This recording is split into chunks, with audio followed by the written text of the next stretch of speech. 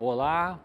A ideia de que a maconha ou marihuana não produz efeitos negativos sobre a saúde humana foi desenvolvida durante os anos 60 e 70, quando grupos de rock e outras figuras pop na cultura da época inadvertidamente caracterizaram a droga como benigna. Agora, décadas depois, ainda persiste essa ideia dela ser inofensiva, apesar do fato de que mais adolescentes são encaminhados para tratamento pela dependência da maconha do que por todas as outras drogas ilícitas combinadas. O programa claramente está começando. Bem-vindo, bem-vinda. O tema de hoje tem o título É a maconha inofensiva? John Walters, diretor do Escritório Nacional para o Programa de Controle da Droga nos Estados Unidos, afirma que a maconha é mais perigosa do que as pessoas pensam. Ela pode realmente levar a significantes problemas de saúde, abalar famílias e comprometer o futuro dos jovens, precisando serem dissipados enganos sobre ela. Na América do Norte, em 2001, fizeram uma pesquisa com 70 mil jovens acima de 12 anos e encontraram que a porcentagem de usuários de maconha, os que haviam usado pelo menos uma vez no último mês, havia aumentado de 4,8% no ano 2000 para 5,4% em 2001, sendo a droga ilícita mais usada entre a juventude norte-americana. Cerca de 60% dos jovens que usam drogas ilícitas usam só maconha. Jovens de idades para a oitava série experimentam essa droga 2 vezes mais do que há 10 anos atrás. Novos consumidores entre 12 e 17 anos de idade dobraram de 800 mil no ano 1990 para 1 milhão e 600 mil em 1996. No ano 2000, cerca de 56% desses jovens achavam que a maconha era de grande risco. E em 2001, o número caiu para 53,5%. A redução da percepção do risco é um preditor ou forte indicador importante para um uso futuro da droga. Então, espera-se um aumento do uso da maconha, infelizmente, entre os jovens. Daí ser importante que pais éticos, jovens livres da dependência química, ex-drogados e a mídia divulgarem a verdade sobre os efeitos danosos do consumo da maconha sobre o corpo humano, a família, o futuro do jovem e a sociedade. Veja algum desses efeitos maléficos da maconha. Primeiro, a maconha hoje é bem mais potente, a média da concentração do princípio ativo da marihuana, o THC, que é o tetrahidrocannabinol, responsável pelo barato, pela onda, aumentou de 1% a concentração do THC em 1974 para 5% em 1997. Segundo, dentre os efeitos agudos do uso da maconha estão prejuízo da fala, do pensamento, do julgamento, da memória de curto prazo, da coordenação e equilíbrio motores. Pode causar sonolência, ilusões, visão prejudicada, vômito severo, dor de cabeça, vertigem, sendo todas as alterações perigosas no conduzir veículos. Um terceiro malefício da maconha tem que ver com problemas respiratórios e câncer. O uso crônico de maconha favorece o surgimento de tosses, inflamações na garganta, bronquite e pneumonia. Ela contém agentes causadores de câncer como o tabaco. O nível de monóxido de carbono absorvido pelo fumante dessa droga é de 3 a 5 vezes maior do que os fumantes de cigarro comum. Você sabia disso? Fumar 5 baseados ou cigarro de maconha por semana expõe o usuário a substâncias cancerígenas mais do que aquele que fuma um maço de cigarro por dia.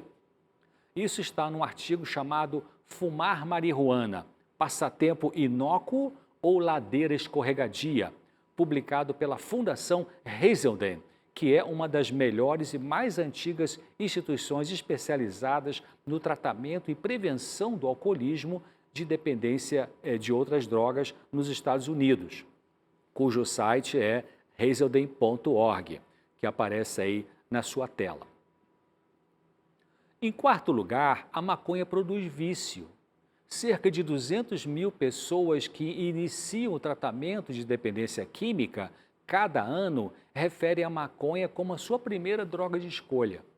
E 60% dos adolescentes em tratamento por causa de dependência química se submetem a esse tratamento por causa da marihuana ou da maconha.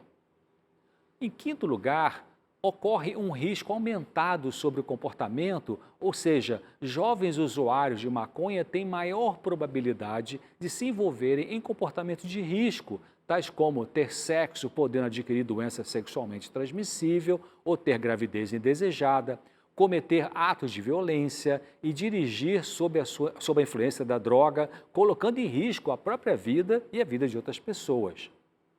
Usuários semanais de maconha têm 5 vezes mais chance de roubo e 4 vezes mais chance de se envolverem em violência do que os que não usam a droga.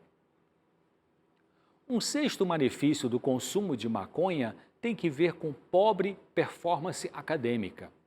Pesquisas sugerem que a maconha está ligada à queda da motivação e energia e seus usuários têm pior rendimento nos estudos. Estudantes que obtêm a letra D ou E, A seria o melhor e E o pior, tiveram mais do que 4 vezes probabilidade de serem usuários de maconha do que os que tiveram o conceito A.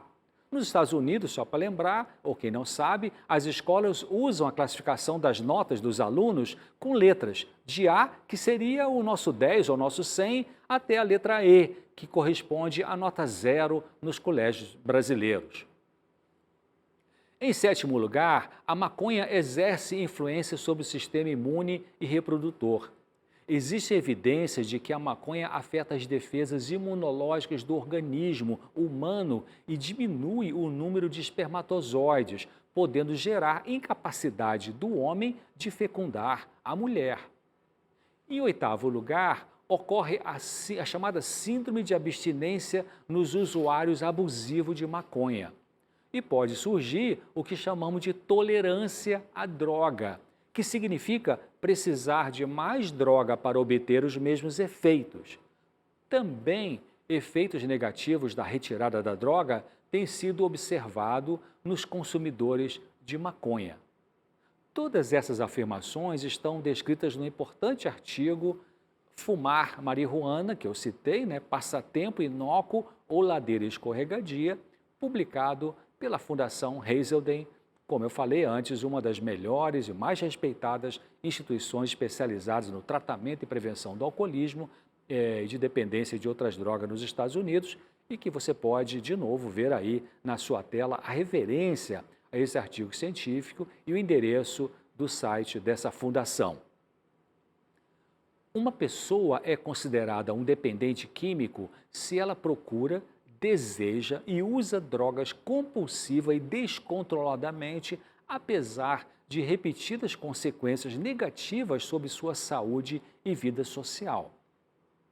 Realmente, a maconha é maléfica para o consumo humano. Não é uma droga inocente. Ela pode romper com o processo de aprendizagem e o desenvolvimento, especialmente do jovem. E um assunto já longamente debatido é se a maconha deve ser legalizada. Em alguns países, ela tem sido liberada para usuários, podendo ser comprada após um cadastro e controle do governo. Vamos pensar agora sobre esse assunto. A substância mais encontrada na marihuana ou maconha é o THC, tetrahidrocannabinol. Muitos componentes da maconha são encontrados no tabaco, mas o THC é característico da marihuana ou da maconha. O conteúdo de THC da planta varia muito dependendo da maconha. Um laboratório pode trabalhar com uma qualidade, melhor dizendo, bem menos tóxica dela, que pode ser muito diferente da que é usada em várias partes do mundo. Assim, alguns cientistas pronunciam que a marihuana é inocente, enquanto que outros, em outras partes do mundo, tendo acesso aos cultivos potentes, encontram efeitos no corpo que são realmente perigosos.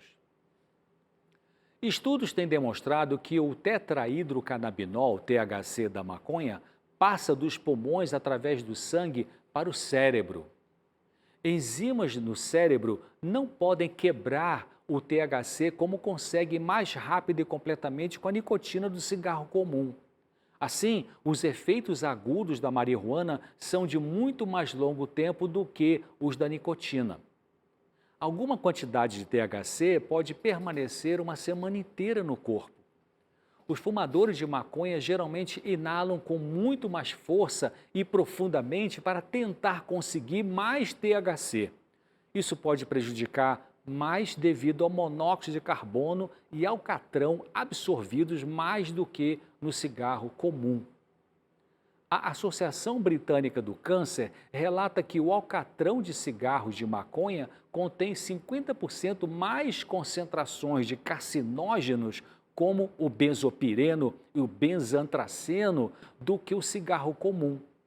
A média de cigarros de maconha fumada em 1960 continha 10 miligramas de THC. Hoje em dia, eles podem ter cerca de 150 miligramas. A maconha interfere nas ondas cerebrais normais e deprime a atividade elétrica do córtex frontal, que é o lugar principal do caráter e poder moral das pessoas. A memória recente fica prejudicada mesmo com o uso modesto de maconha.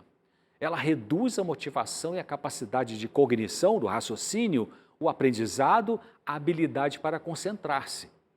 É verdade que pequenas doses de marihuana fraca produzem inicialmente uma leve euforia, depois sensação de paz. Pesquisadores, entretanto, verificaram que quando deram maconha a animais de laboratório que estavam muito estressados, eles começaram a se automutilar, como comer a sua pata, por exemplo.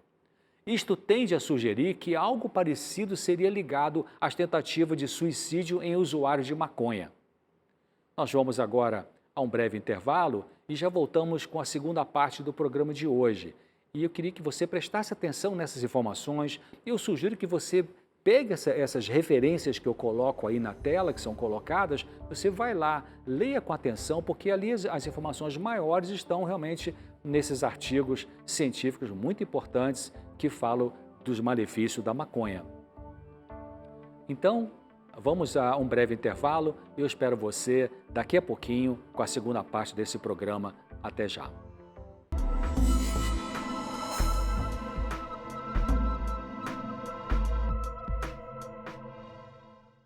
Olá, estamos de volta ao programa Claramente, agora no segundo bloco, hoje abordando o tema É a maconha inofensiva?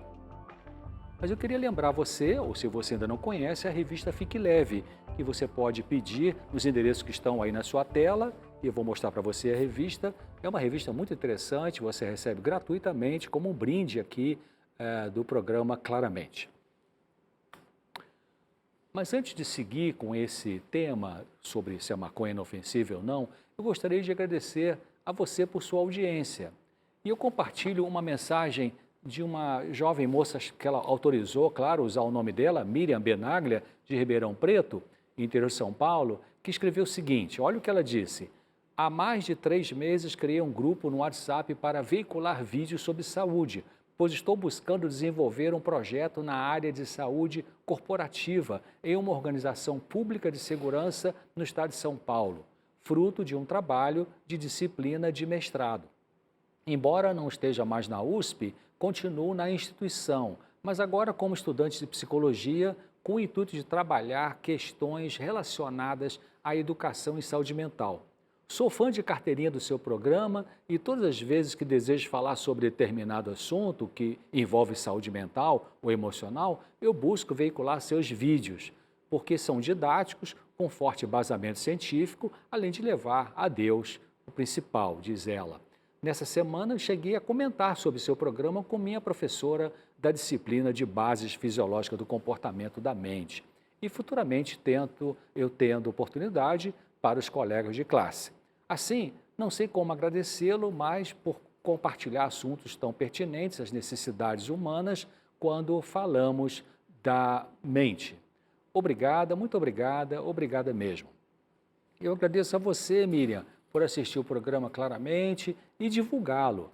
Assim, mais pessoas podem receber orientações sobre saúde mental, serem ajudadas e ajudarem outras pessoas.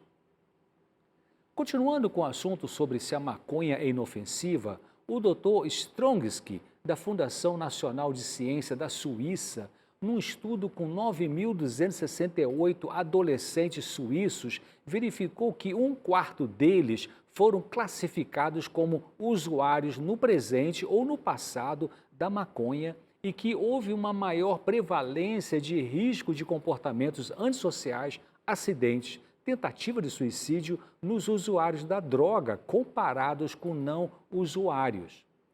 Um estudo na Austrália envolveu 311 pares de gêmeos idênticos e não idênticos, do mesmo sexo. Os que tinham usado maconha aos 17 anos de idade foram 2 a 5 vezes mais propensos ao uso de drogas adicionais, dependência de álcool e abuso de drogas, mais do que os que não usaram maconha na mesma idade. Os pesquisadores controlaram outros fatores de risco nesse estudo, tais como o início cedo do consumo de álcool e tabaco, conflitos familiares, separação dos pais, abuso sexual, depressão e ansiedade. Não houve diferença entre os gêmeos idênticos e não idênticos, sugerindo assim que os fatores principais foram o mesmo ambiente e o uso da maconha como causas das complicações comportamentais. O tetrahidrocannabinol, o THC, presente na maconha, pode inibir o sistema imune no cérebro de maneira que pode ocorrer encefalite, que é a inflamação do cérebro.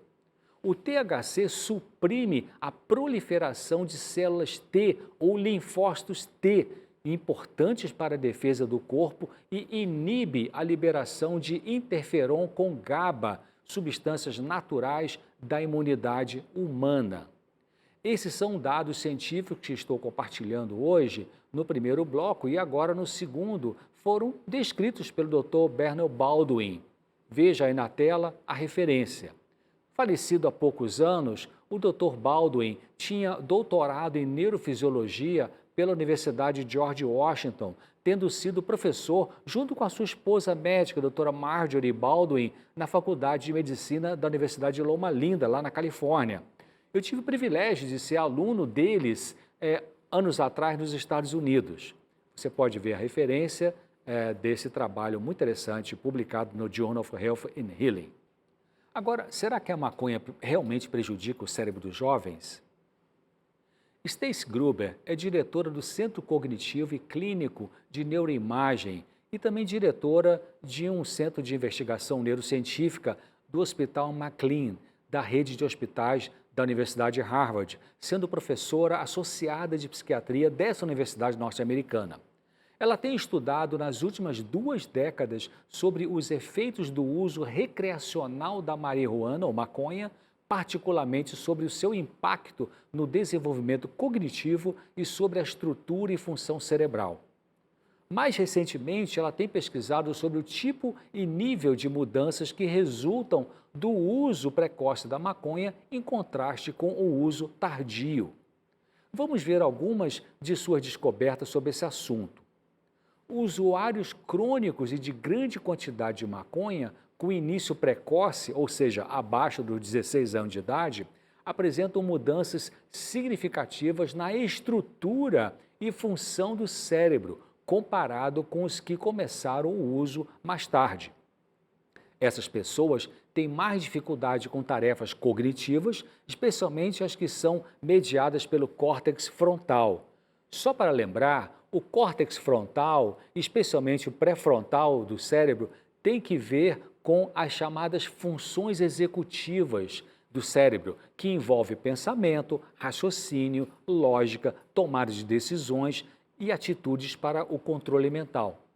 A maconha afeta as fibras nervosas e mielina que exercem influência sobre como a informação é comunicada de uma região cerebral para outra.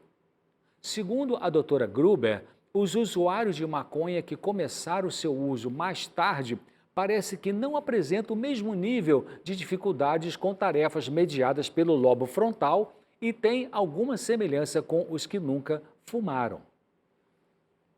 Estão sendo coletadas informações sobre a qualidade da droga usada, mas os achados até agora realmente revelam que o uso frequente, pesado e começo precoce da maconha estão relacionados com prejuízo no desempenho da execução de tarefas e medidas da saúde do cérebro. O que dizer da saúde mental das pessoas que começaram a usar regularmente maconha cedo, mas pararam? Uma pergunta que os cientistas fazem nesse contexto é se o cérebro se recupera ao mesmo nível de funcionamento anterior ao fumar maconha.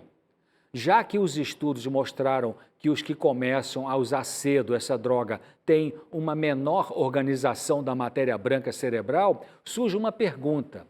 Será que os consumidores de marihuana que apresentam menor integridade da matéria branca cerebral são mais prováveis de começar a fumar precocemente maconha? Ou será que o fato de começar a usar cedo na vida a maconha é que produz alterações nessa região do cérebro? Jovens geralmente e quase sempre têm uma baixa compreensão e percepção do risco e lesão relacionada com o uso da maconha. Isso pode contribuir para discussões sobre se essa droga realmente produz danos à saúde e sobre possíveis benefícios do seu uso medicinal. Portanto, a frase comum usada pela juventude pode ser: como que a maconha pode ser maléfica? A mãe do meu melhor amigo a usa como remédio. Isso gera confusão. Em 2015, pela primeira vez, o estudo norte-americano Monitoring the Future, Monitorando o Futuro, relatou que estudantes da última série do ensino médio, o high school nos Estados Unidos, fumam mais maconha do que cigarros convencionais. É muito importante, diz a doutora Gruber, informar aos jovens que, durante a adolescência, o cérebro ainda está em desenvolvimento e vulnerável para muitas influências, incluindo as drogas.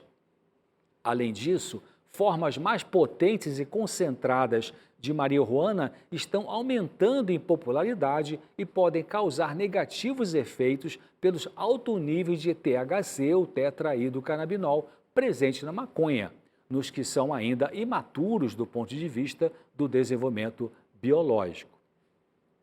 Segundo a UNODC, o Escritório das Nações Unidas sobre Drogas e Crimes, no site do Escritório de Ligação e Parceria no Brasil, a cannabis ou a maconha foi a droga mais amplamente consumida em 2016, com 192 milhões de pessoas tendo-a utilizado ao menos uma vez ao longo do último ano. O número global de usuários de cannabis continua a aumentar e aparenta ter expandido em aproximadamente 16% na última década até 2016, refletindo assim um aumento similar na população global. O número de pessoas em todo o mundo que usaram drogas ao menos uma vez por ano permaneceu estável em 2016, com cerca de 275 milhões de pessoas, ou seja, 5,6% da população global, entre 15 e 64 anos de idade. Ainda segundo o Escritório das Nações Unidas sobre Drogas e Crimes, em todo o mundo, as mortes causadas diretamente pelo uso de drogas aumentaram em 60% entre 2000 e 2015. Pessoas com mais de 50 anos representaram 27% dessas mortes em 2000, mas esse percentual aumentou para 39% em 2015. Cerca de 3/4 de óbitos por transtornos relacionados ao uso de drogas entre aqueles com 50 anos ou mais estão entre as pessoas que usam opioides. Veja nos gráficos as estatísticas sobre drogas. Nesse gráfico, vemos nas colunas em azul claro como cresceu o número de pessoas no mundo que usam drogas. Repare na primeira coluna da sua esquerda que no ano de 2006 havia cerca de 208 milhões de pessoas usuárias de droga no mundo. Este número saltou para 255 milhões em 2015. No mesmo gráfico, repare que cada coluna tem uma cor azul mais forte na base de cada coluna. Este azul mais forte indica o número de pessoas com transtornos mentais ligados ao uso de drogas, que no ano 2006 atingia a cifra de 26 milhões pulando para 29,5 milhões em 2015.